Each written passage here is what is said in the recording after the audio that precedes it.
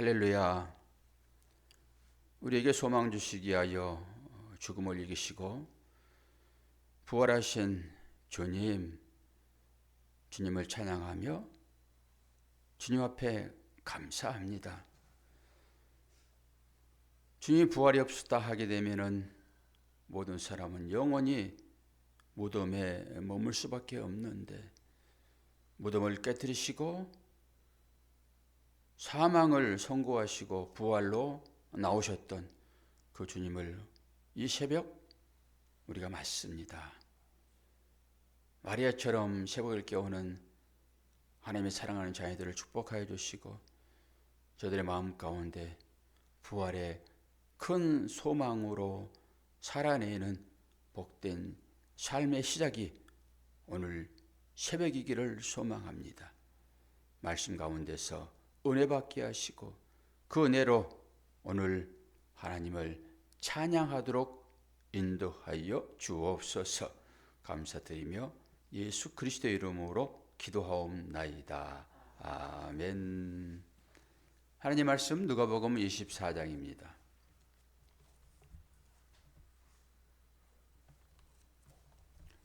누가복음 마지막 장이 될 것입니다.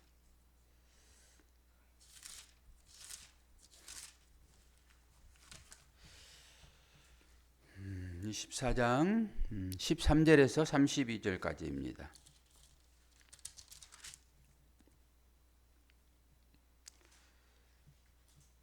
좀 길지만은 다 함께 봉독합니다. 32절까지입니다. 35절까지 읽어버립시다. 마지막까지 35절까지 누가복음 24장 13절에서 32절, 저와 여러분이 한 절씩 교독하겠습니다. 그날에 그들 중 둘이 예루살렘에서 25里되는 엠마오라 하는 마을로 가면서 그들이 서로 이야기하며 무난할 때에 예수께서 가까이 이르러 그들과 동행하시나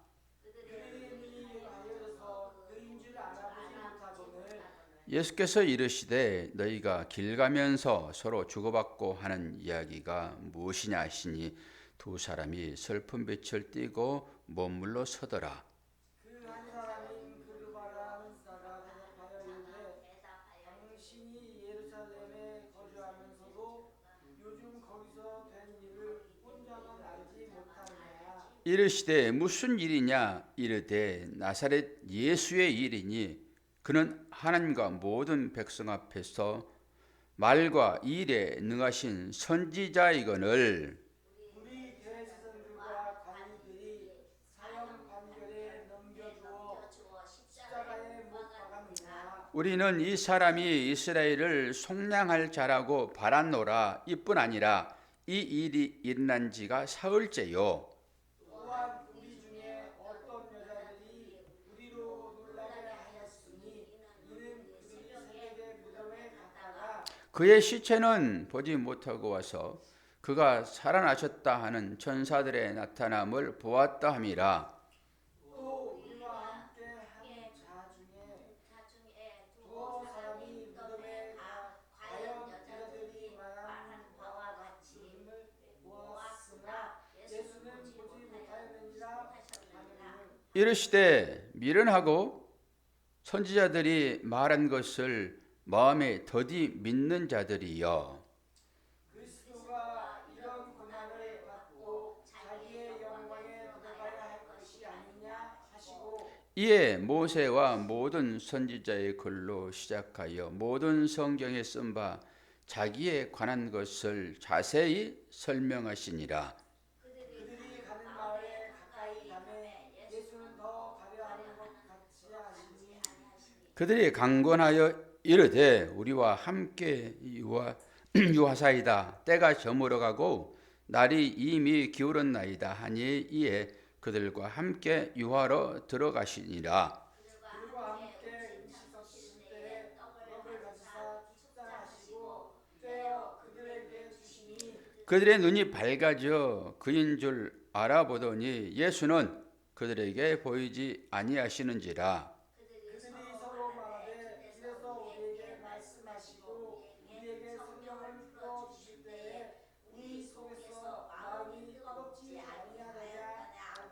곧 그때로 일어나 예루살렘에 돌아가 보니 11 제자 및 그들과 함께한 자들이 모여 있어 말하기를 주께서 가련을 살아나시고 시몬에게 주셨다 한지라. 두 사람도 길에서 된 일과 예수께서 떡을 떼심으로 자기들에게 알려지신 것을 말하더라. 아멘. 잠깐 출석 체크를 좀 하고 하겠습니다. 온라인에. 봅시다. 한 번, 두 번.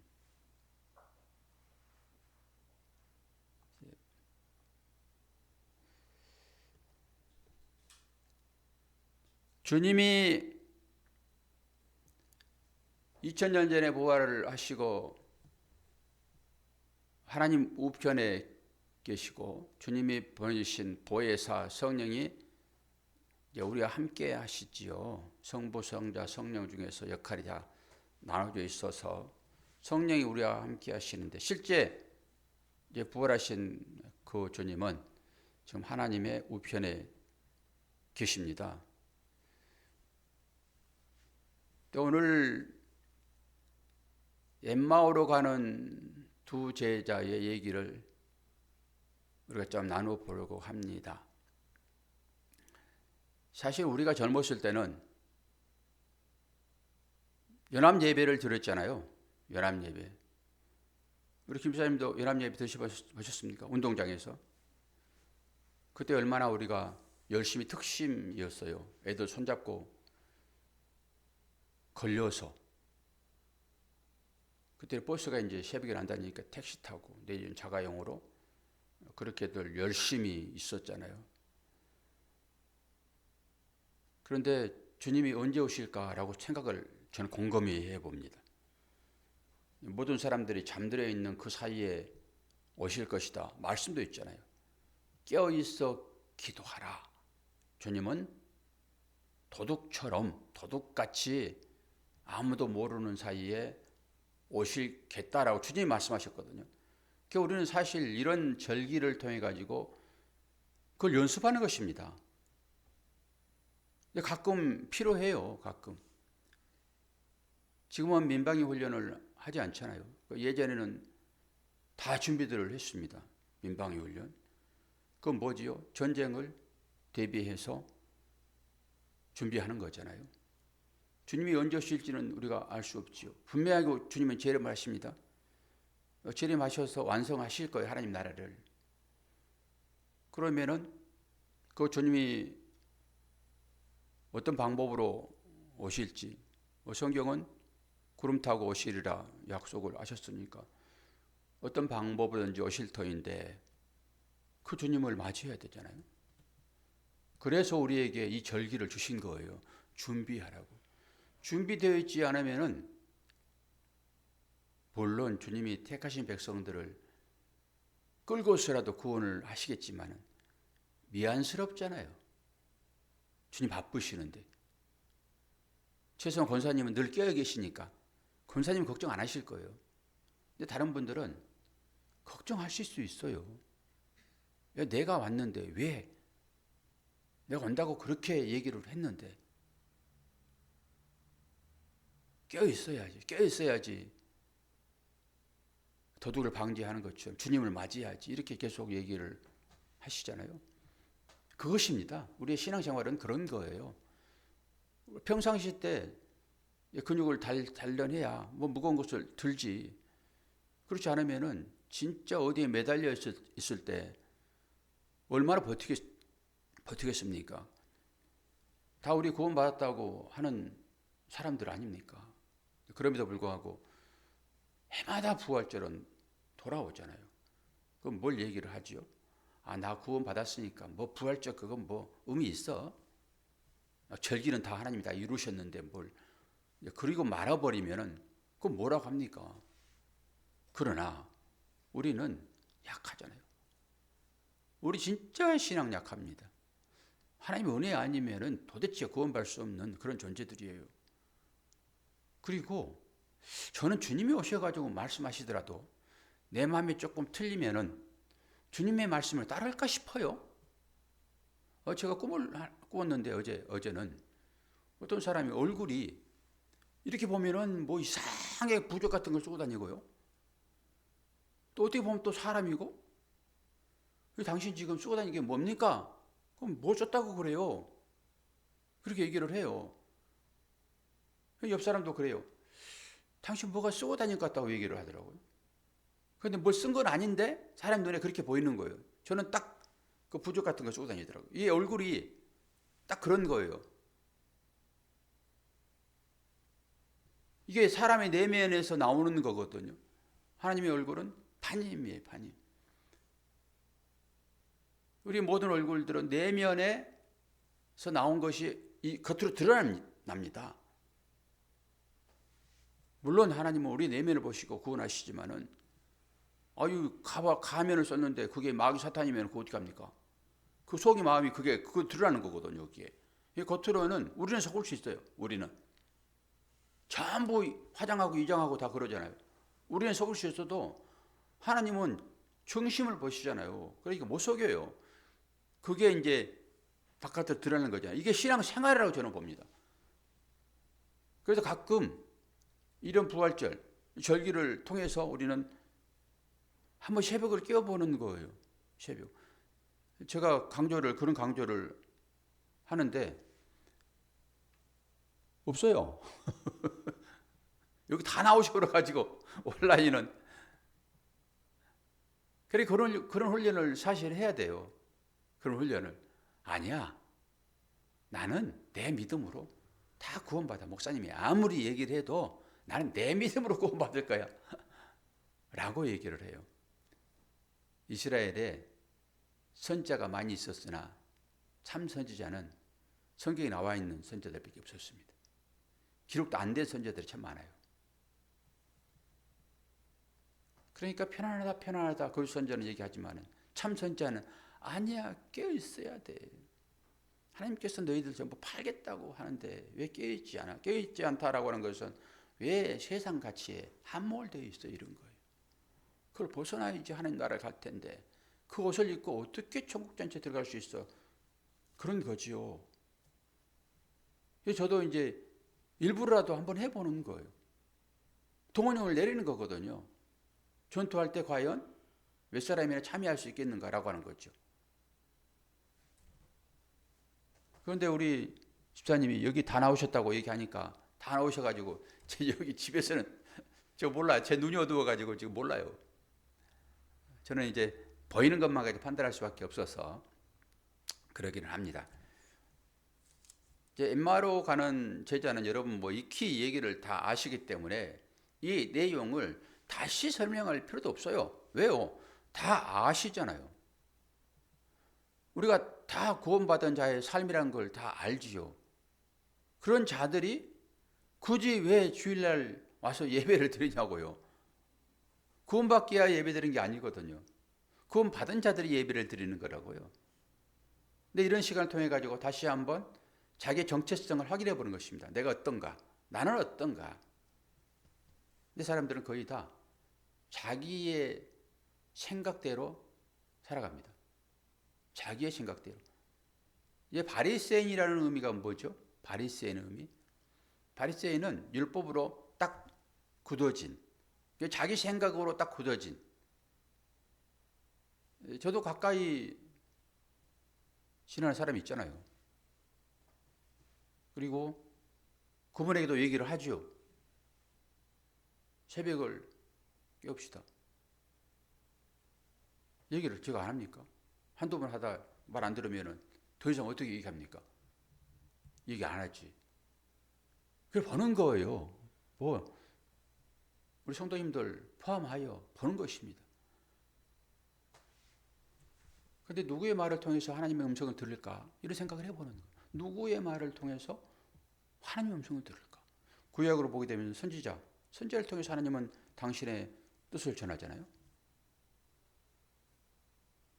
이 엠마오로 가는 이 두 제자가 아주 실망스러워 가지고 예루살렘을 떠나 가지고 엠마오로 가고 있습니다.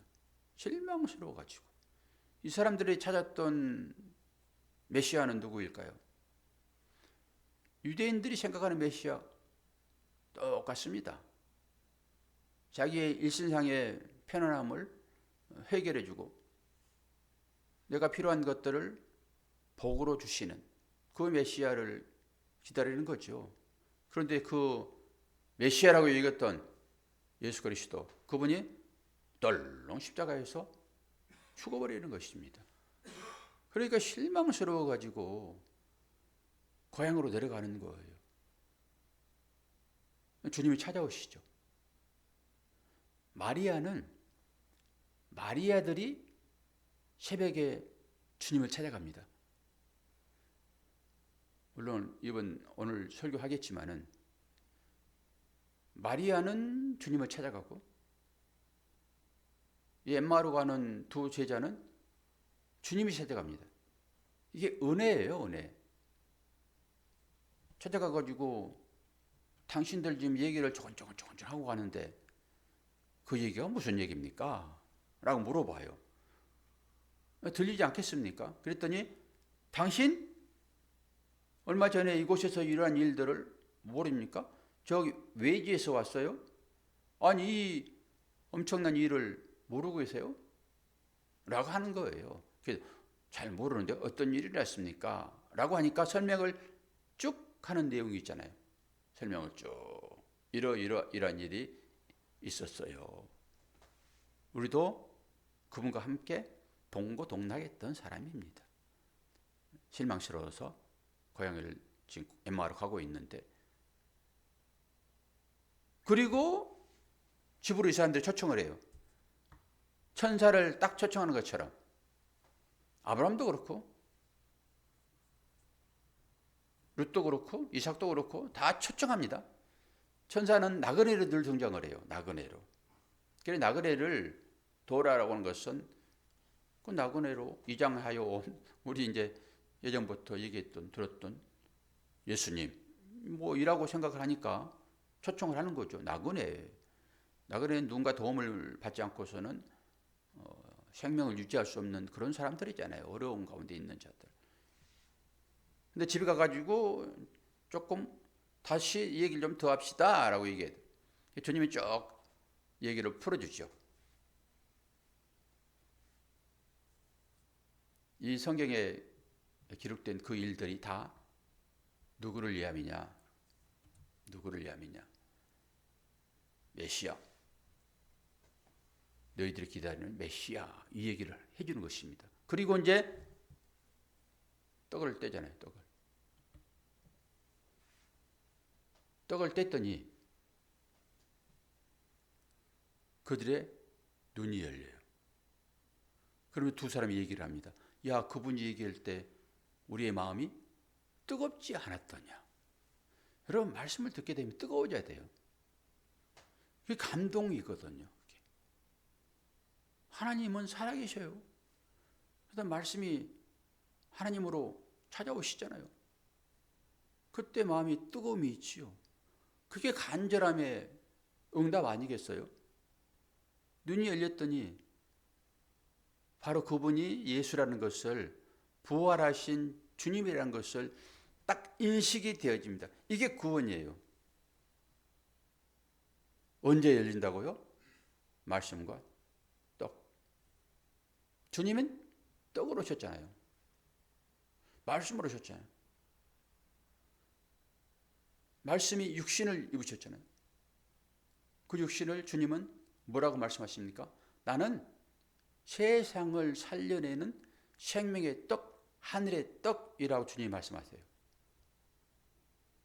그렇게 주님의 말씀을 듣고 주께서 허락하신 그 떡을 먹을 때만 세상 가치는 사라지고 하늘나라의 가치로 다시 형성되는 것이 부활을 목격한 사람들의 삶입니다. 우리가 얼마나 많은 세월 부활을 목격했냐고요. 현실적으로 매년 부활을 우리가 맞으니까. 근데 실질적으로 깊이 생각해 볼 수 있는 그런 말씀이세요. 과연 우리는 주님을 떠나서 자기의 삶으로 우리의 삶의 인생 여정이 진행되고 있는지. 우리의 목숨을 우리가 끊을 수 없잖아요. 왜 죽고 싶을 생각이 안 됩니까? 어려울 때. 야, 끝내버리자. 이런 생각이 안 들어요. 정말로 힘들면. 살만하니까 그런 생각이 안 들어가는 거예요. 살만하니까.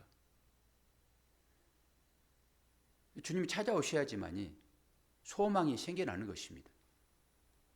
주님이 붙잡아주지 않으면 우리 생명은 온데간데 없어요. 이게 우리의 호흡이 하나님의 간섭 가운데 있는 거잖아요. 하나님 붙잡아주지 않으시면 우리가 어떻게 살아갈 수 있어요? 한순간이라도. 이러한 사실들을 말씀을 통해서만 깨달아요. 인생이 무엇인지. 그런데 우리는 전부 다 자기의 가치에 함몰되어 있잖아요. 자기의 가치. 이것이 무시당해지면은 속에서 열을 내지요.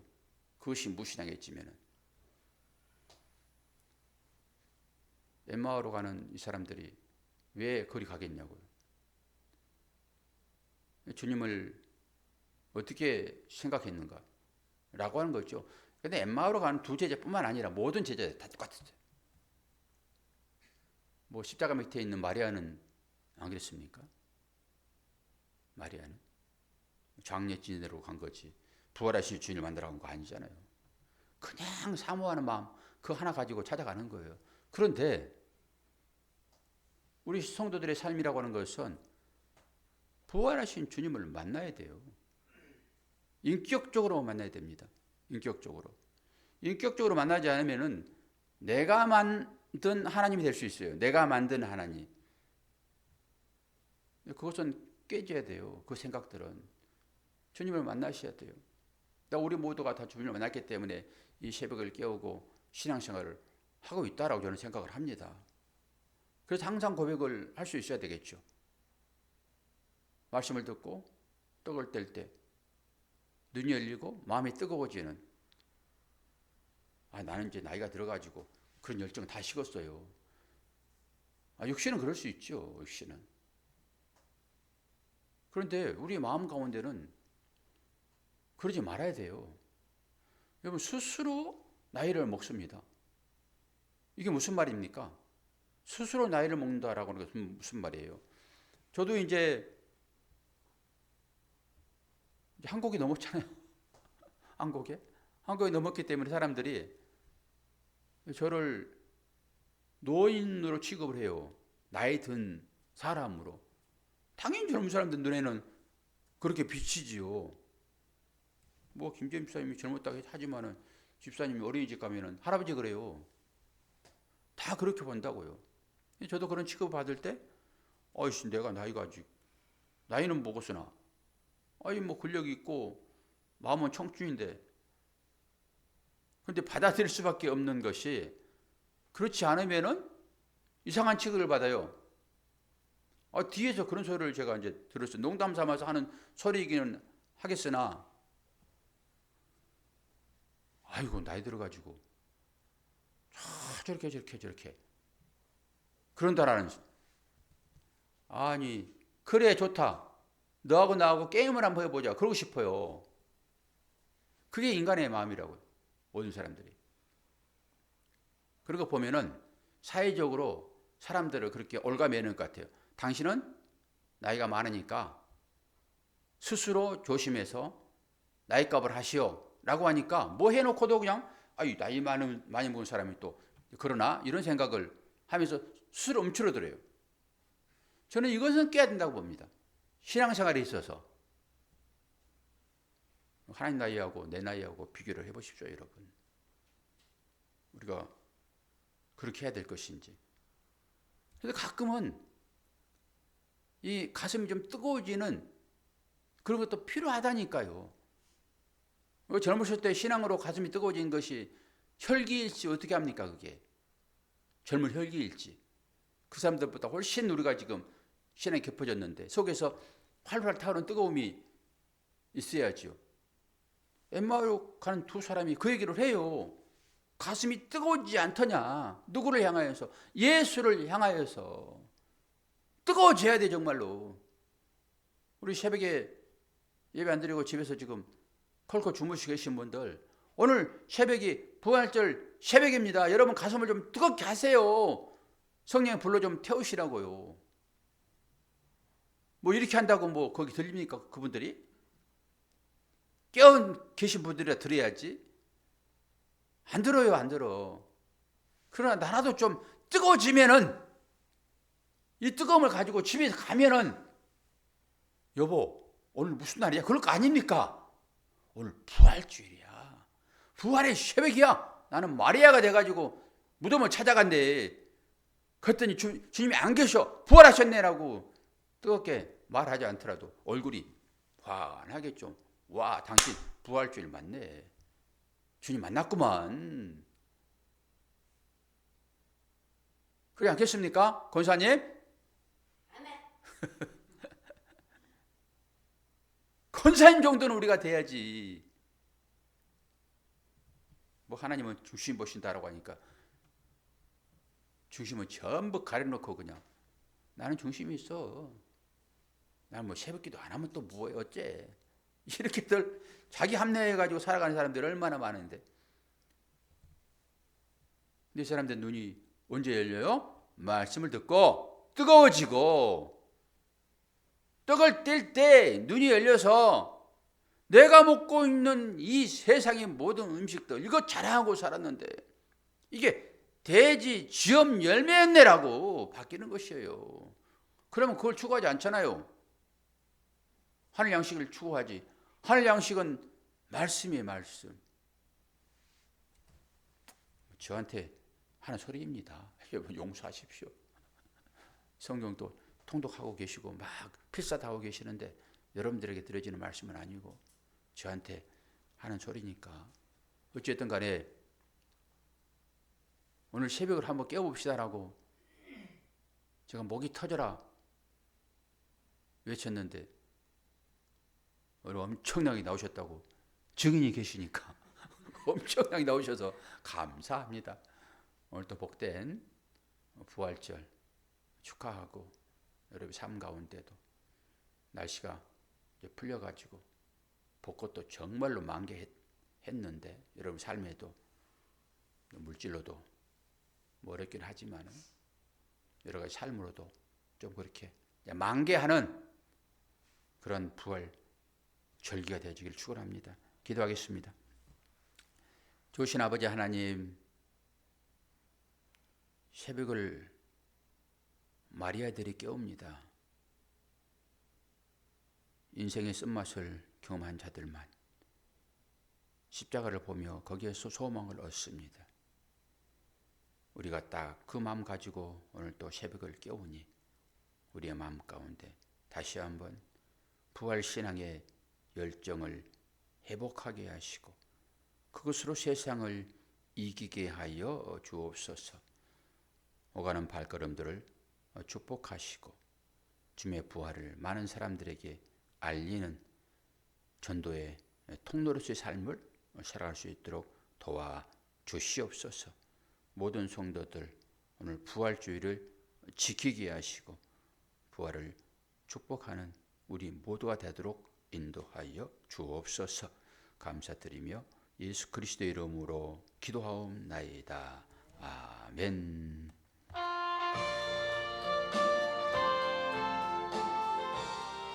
기도하시다가 들어가시기를 바랍니다.